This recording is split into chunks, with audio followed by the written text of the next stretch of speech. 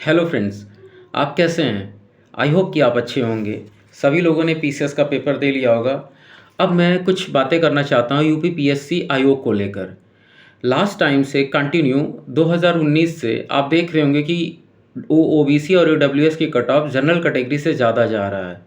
और ये 2019, पीसीएस 2021, 22, 23 लगातार हो रहा है। इवन 2024 में भी हुआ है। मेरा इश्यू ये है कि 2023 में जो आर की वैकेंसी आती है, पेपर लीक होता है, फिर री एग्ज़ाम होता है, हम 1.5 साल इंतज़ार करते हैं और फिर उसके बाद जो है ये 135 मार्क्स लाकर मेरा सिलेक्शन नहीं होता है। मैं ना आर में होता हूँ ना ई में होता हूँ, और मैं दोनों के लिए एलिजिबल हूँ। ठीक मेरे ही तरह कई ऐसे स्टूडेंट हैं ओबीसी कैटेगरी और ईडब्ल्यूएस कैटेगरी में जिनका सिलेक्शन नहीं होता है। 138 नंबर, 140 नंबर, 142 नंबर, मेरे खुद के कुछ फ्रेंड्स हैं, कुछ भैया हैं, उनके नहीं हुए। उनके मेंस की तैयारी बहुत अच्छी है बट उनको प्रीलिम्स में ही नहीं पास किया गया।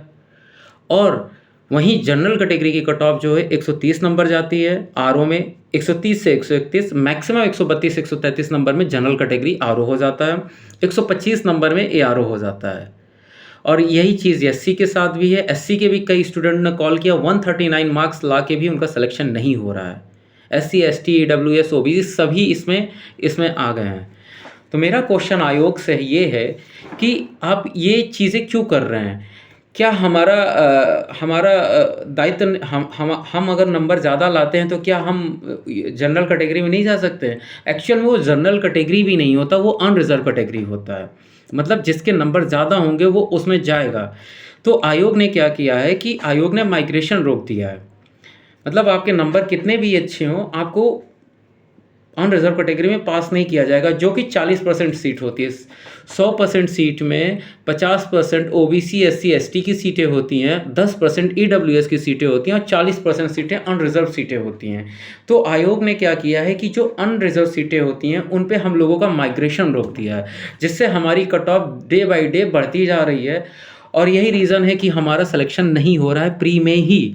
और इवन मुझे जहाँ तक यूपी पीएससी एई के जो स्टूडेंट हैं उनसे भी बात हुआ है, तो ये इसी मुद्दे को लेकर गए हैं। उनमें क्या हुआ है कि उनके नंबर 170 के आसपास है, 170 175 के आसपास है, तब उनका प्री में सिलेक्शन हो रहा है। और जनरल कैटेगरी में 130 नंबर का, मतलब एक ह्यूज डिफरेंस देखने को मिल रहा है। 40 नंबर का डिफरेंस आपको देखने को मिल रहा है। हमारे यूपी पीएससी में भी यही हुआ, बीओ के एग्ज़ाम में भी यही हुआ। आप लोगों ने देखा कि 28 नंबर का डिफरेंस था। ओबीसी की कट ऑफ गई 165, जनरल की कट ऑफ गई 137 नंबर।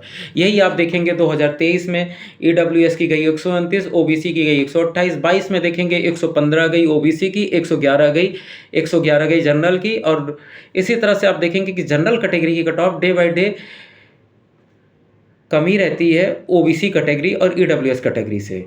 तो मेरा क्वेश्चन ये है कि यहाँ पे आयोग ऐसी चीज़ें क्यों कर रहा है? पहले भी 2018 से पहले भी ये सारी चीज़ें ऐसे नहीं होती थी ना। पहले भी लोगों का माइग्रेशन होता था, लोगों का प्री में सिलेक्शन होता था। आप जब प्री में ही लोगों को बाहर कर देंगे तो लोग मेंस तक कैसे पहुँचेंगे? पहला पॉइंट। दूसरा चीज़, कुछ आरटीआई के थ्रू मार्क्स के पता चले थे आर के। मैं बस वही बात करूँगा क्योंकि मेरा टॉपिक आर है। आर 2021 का आरटीआई आता है क्योंकि आयोग ने आंसर की दी नहीं, रिवाइज आंसर की दी नहीं, और ना ही उसने ऑफिशियल आंसर, ना ही ऑफिशियल कट ऑफ बताया, ना ही ऑफिशियल नंबर किसी के बताया। मैंने खुद मेंस दिया आर का। मैंने पीसीएस के भी मेंस दिए हैं, बट मैं उधर की तरफ नहीं जाऊँगा, मैं इधर की तरफ बात करता हूँ। आर की कट ऑफ 2024 में पता चलती है। ARO की कट ऑफ 2024 में पता चलती है और आर की कट ऑफ 2025 में पता चलती है। आप सोचिए, एग्ज़ाम हुआ है 2021 के दिसंबर में, 5 दिसंबर को। आर की कट ऑफ जाती है 118 नंबर, ओबीसी की, जनरल की जाती है 114 नंबर, 4 नंबर का डिफरेंस। ARO की कट ऑफ जाती है ओबीसी की 110 नंबर, जनरल की जाती है 102 नंबर, 8 नंबर का डिफरेंस है। सोचिए आर 2023 में क्या हुआ है कि आर की कट ऑफ गई है ओबीसी में 140 प्लस, मतलब किसका हुआ किसका नहीं हुआ वो पता ही नहीं, 140 प्लस गया है। और जनरल की गई है 130 के आसपास, 1-2 नंबर ज़्यादा भी कर सकते हैं। यारो की कट ऑफ भी गई है ओबीसी में 140 प्लस, 140 के नीचे आपको यारो मिलेगा ही नहीं ओबीसी में, और जनरल में 125 प्लस। मतलब 10 से 15 नंबर का आप डिफरेंस कर रहे हो एक स्टूडेंट के बीच में। अब ये कंपटीशन है, ये यहाँ पे सिलेक्शन मेरिट के बेस पे होता है, तो मेरिट के बेस पे सिलेक्शन लीजिए ना। आप माइग्रेशन क्यों रोक रहे हैं? हमारे नंबर जब ज़्यादा हैं तो हमें अनरिजर्व कैटेगरी में पास किया जाए। रिजर्वेशन का वायलेशन हो रहा है, सुप्रीम कोर्ट ने पहले भी बोल चुका है। एमपी में भी यही होता है, राजस्थान में भी ये होता है, बिहार में भी ये होता है, ठीक है। दूसरी, हमारी श्रेणीवार सीटें भी नहीं पता चलती हैं, किस कैटेगरी की कितनी सीटें हैं, जिससे हम फॉर्म भी फिल करते वक्त कंफ्यूज रहते हैं कि किस में फॉर्म फिल करें। और हमारा ओटीआर हो रखा है ओबीसी कैटेगरी से, तो ओटीआर हमारा वही फिल हो जाता है। इसी तरह से सबके ओटीआर हो रखे हैं, ईडब्ल्यूएस के, एससी एसटी के। माइग्रेशन को रोक दिया गया 2019 में, आयोग ने एक्सेप्ट किया यही के केस में।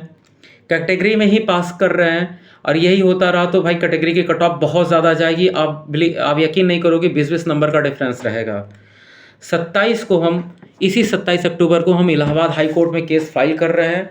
हमारा सब कुछ ड्राफ्टिंग वाफ्टिंग सब तैयार हो चुका है, एडवोकेट भी हायर हो चुके हैं, हम लोग इस प्रोसेस में पूरे इन्वॉल्व हैं, हम लोग पूरा सब कुछ कर चुके हैं। ग्रुप के एडमिन लोग और कई लोग मेंबर हैं हमारे साथ जुड़े हुए हैं, बहुत लोग हैं। आप भी हमारे लिंक से जुड़िए, हमारे डिस्क्रिप्शन से जुड़िए, तो आपको समझ आएगा कि हम लोग क्या कर रहे हैं। और हम आपसे रिक्वेस्ट करेंगे कि आप ज़्यादा से ज़्यादा पिटिशनर बनिए, जिससे हमारा केस स्ट्रांग हो और हम इस मनमानी को रोकें आयोग की। कॉन्टैक्ट नंबर है 9450 355 385।